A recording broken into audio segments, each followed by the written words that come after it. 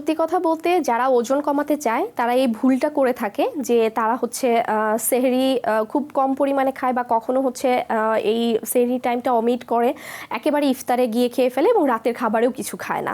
আসলে এটা পুরোপুরি একটা ভুল ডিসিশন তাদের।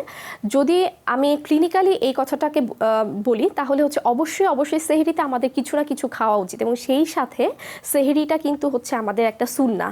তো সেই জন্য সেহরিতে উচিত হচ্ছে লাইট কিছু খাবার খাওয়ার জন্য এবং সেহরির সময় সাধারণত আমরা বলে থাকি যে দুপুরের খাবারটা সে সেহরির টাইমে নিয়ে আসবে এবং ইফতারে সে ফল পানীয় এবং হচ্ছে খেজুর, তারপর হচ্ছে একটু অল্প পরিমাণে ছোলাটাকে গ্রেট করে সে নিতে পারে, একটু সটে করে নিতে পারে। আর এরপরে তার নামাজ আদায় করার পরে এই রাতের খাবারের মধ্যে হচ্ছে সে খুব অল্প পরিমাণে কিছু খাবার খাবে। হতে পারে সেখানে সে একটা কি দুটো লাল আটা রুটি রাখলো, সেই সাথে হচ্ছে একটু হয়তোবা সে দুধ বা টক দই দিয়ে একটু ওটস খেলো, বা অন্যান্য খাবারের মধ্যে সে হচ্ছে একটু স্যুপ রাখতে পারে, বা হচ্ছে আপনার অন্যান্য যেই ভেজিটেবলস জাতীয় যে খাবারগুলো আছে সেগুলো হচ্ছে রাখা যেতে পারে। কিন্তু কখনোই সেহরি এবং হচ্ছে রাতের খাবার একেবারে বাদ দেওয়া উচিত না।